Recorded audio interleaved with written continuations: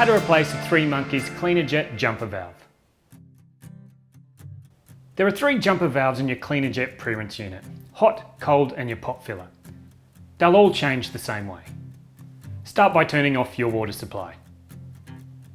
Using a shifting spinner, undo your top assembly and turn your handle anti-clockwise to remove from the tap body.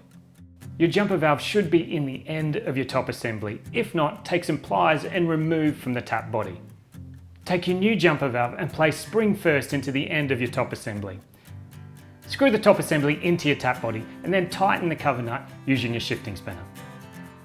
Then your job is done. If your handle doesn't line up, use a Phillips head screwdriver to remove the handle only and put into the position you would prefer. We trust this installation video has answered all your questions. If you have any more questions, please contact our Wise Advice or customer care team.